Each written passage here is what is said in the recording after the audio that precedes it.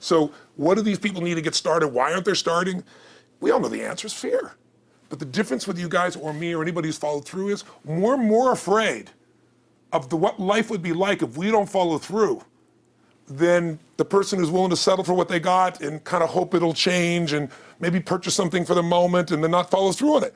It's almost like people, overachievers, have a little more fear. They're a little more afraid of missing out. They're afraid of not being there, or they got a strong enough reason to follow through. So I'd say if you're looking at home, you want to give somebody some value, go, where do I start? I'm sick of this. That's a damn good place. That's probably why they bought the product in the first place, but now they're not. To escape from that for just a minute. What's that? They bought the product to escape from that state. Just for a moment. Yeah. So, because well, guess what? What makes people excited is progress. You don't have to be at the goal yet to feel alive again. You have to make progress. And the first step to progress is making a decision and buying the product. But then they don't do the second step, which is open the damn thing up. I think another powerful distinction that you're hitting on here is the fact that a lot of people that have breakthroughs in their lives, like including Frank and I both in different, success stories, situations, whatever you want to call them, is that, people typically hit rock bottom before that must is a reality. You're right. So in thinking of that, because a lot of things as well, like we hear in marketing, like if you had a gun to your head right now and you had to make money in the next, 48 hours, what would you do?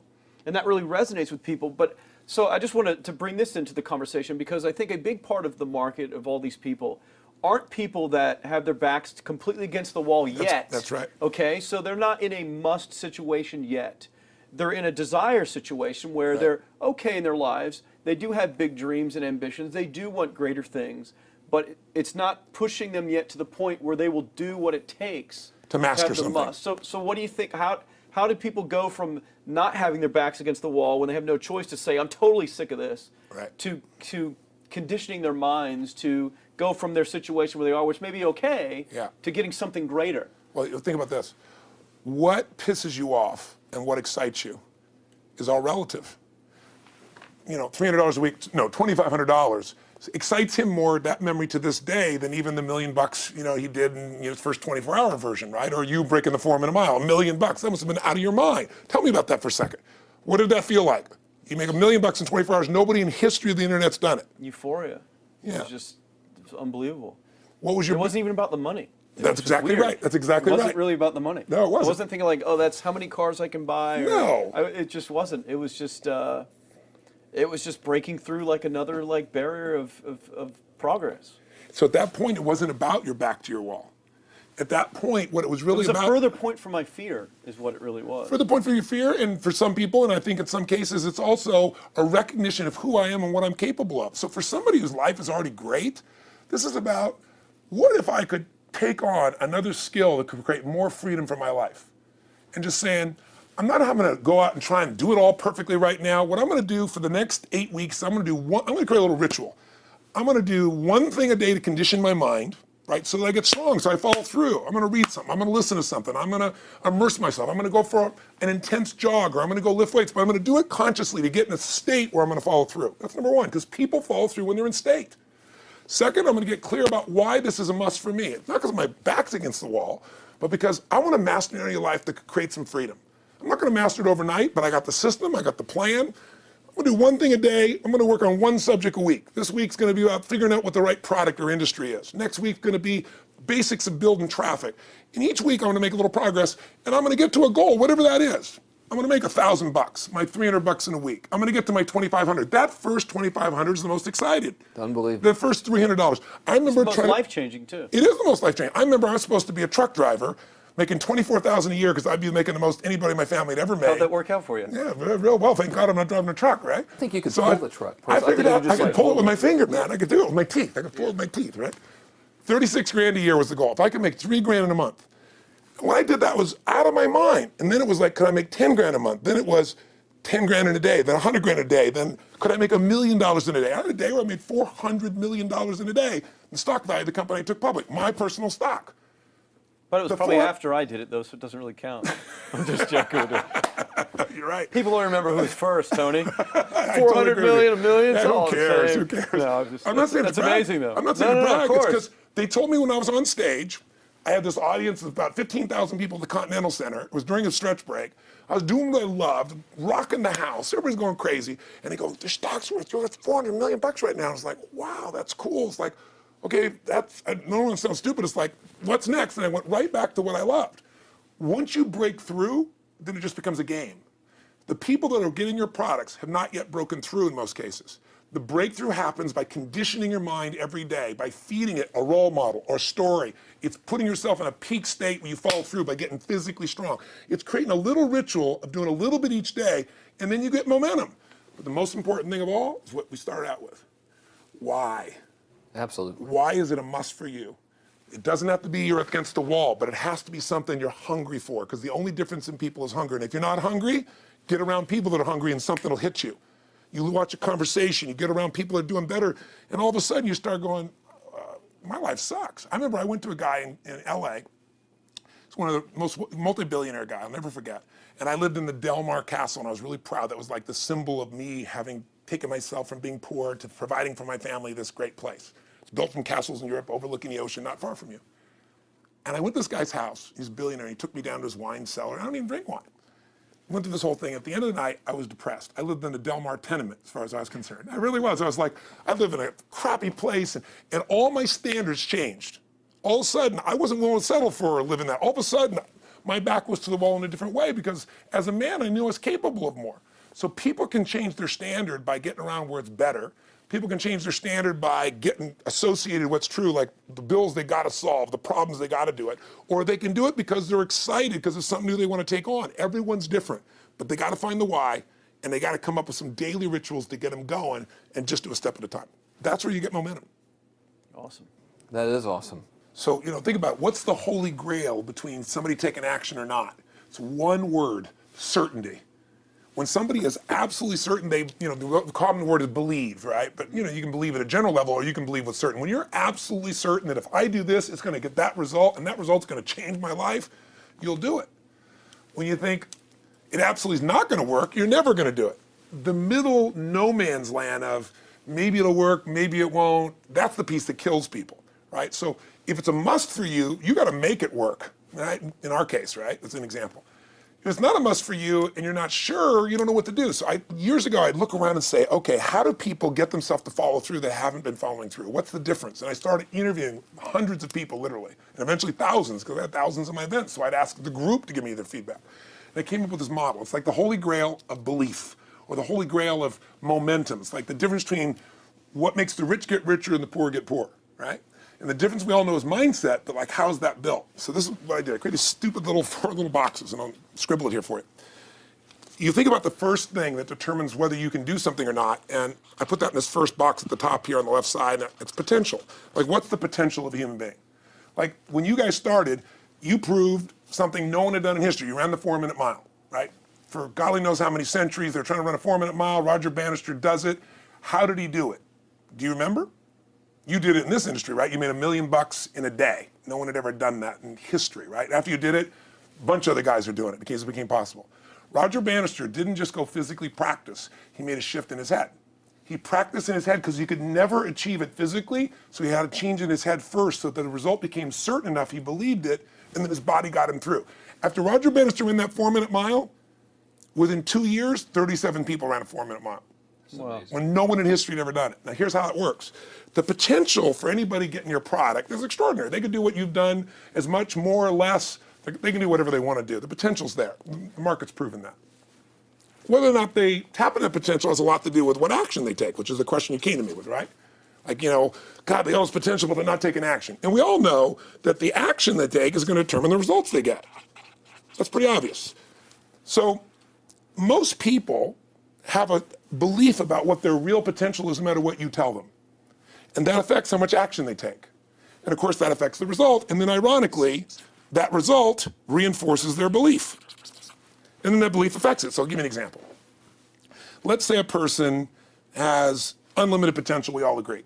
But they take little action, little results. Why? Because they have to start with a problem with their belief. They don't believe it's really going to happen for me. Maybe for Frank Kearns because he's got the cool hair and stuff, or maybe it's for you because you're so driven, but it's not me. Maybe Tony Robbins because he's a freak, got these big teeth. Whatever their thought process is, right? They got this thing, right? But what happens is, if you believe that there's very little potential, how much action are you going to take? Nothing, little. And when you take little potential with a little action, what kind of results do you get? lousy little results. And when you get little results, what does that do to your belief? You go, see, I told you this was a waste of time, told you this wouldn't work. And then what happens? You tap even less potential, you take even less action, you get even worse results, and your belief gets even weaker. And this sucker feeds on itself until you are in a downward spiral. It's poisonous. It's poisonous and it's self-fulfilling.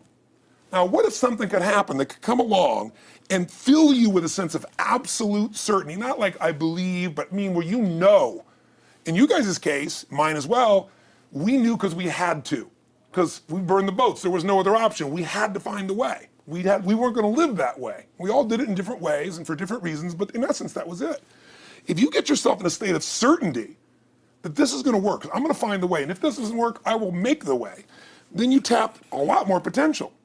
And when you're certain in your potential, you take massive action. When you take massive action, you really believe in something, you get great results. When you get great results, your brain goes, see, I told you I was a stud.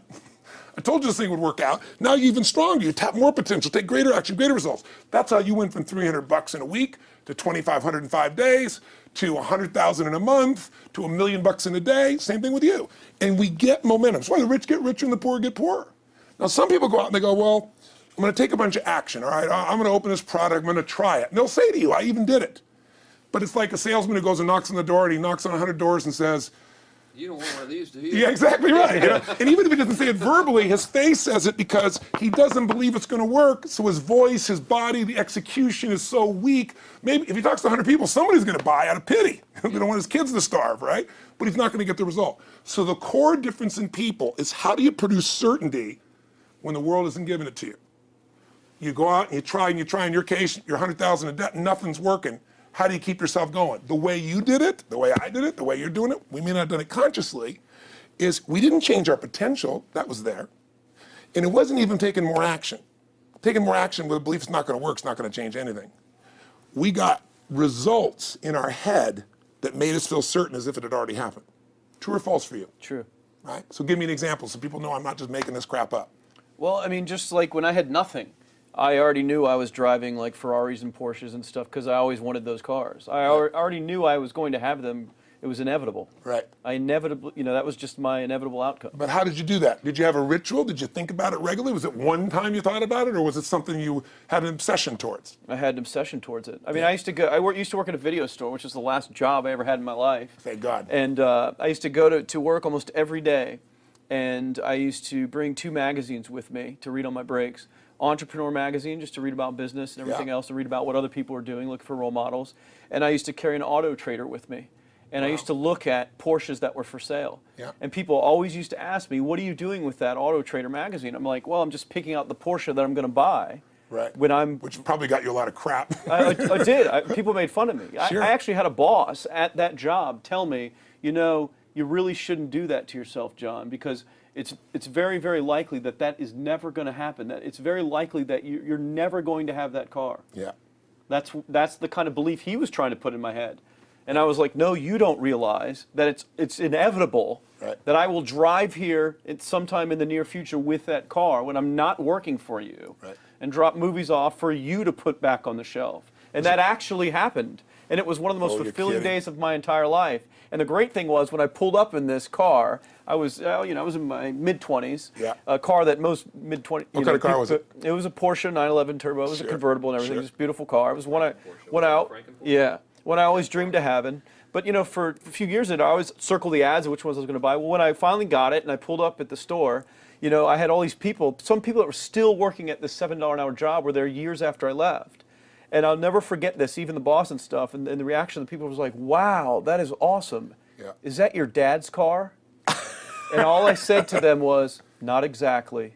Good for you. And I just smiled and just left. But it was, it's the weirdest thing, but I just knew it was going to happen. But you knew it because I conditioned myself to you did it over and over again. Yeah. When I was in high school, I was not a popular kid, but I was passionate and intense, and I'll never forget. Some particular girls gave me some crap, and a guy too.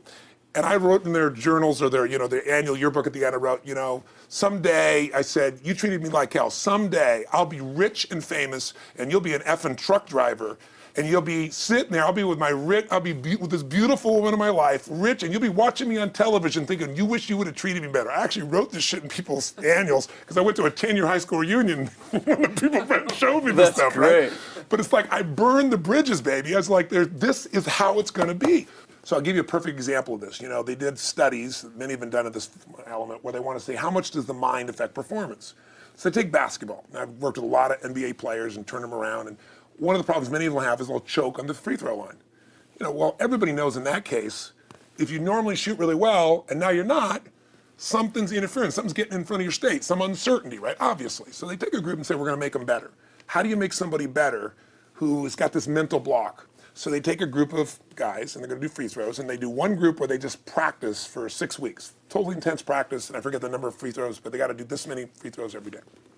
Take a second group and they have them not practice at all. Obvious. And they take a third group and they don't let them touch a basketball. All they do is have them practice in their mind, but the key is, it's not practice makes perfect, it's perfect practice makes perfect, as corny as that sounds. So these guys see themselves making the shot every single time, conditioning their mind and body that it's perfect every time. They're not interrupted by a reality that would screw with them. So at the end of 6 weeks, they tally it up, and now they give them a test to see who has the highest free throw percentage, success. What do you guess it's going to be? Well, the obvious person says, obviously, it's not the guys that didn't practice, but which one is it? The mind, or is it the ones that actually practice? I'm assuming the mind. Yeah, you would assume it because it's true. Right. You intuitively know the truth, that practicing's not enough. It's getting yourself so certain so many times that now when you go to do it, there's no hesitancy and you execute. It's having that absolute certainty that makes you tap your full potential, take massive action, get massive results, be reinforced to having stronger belief. This is what makes somebody a star at anything.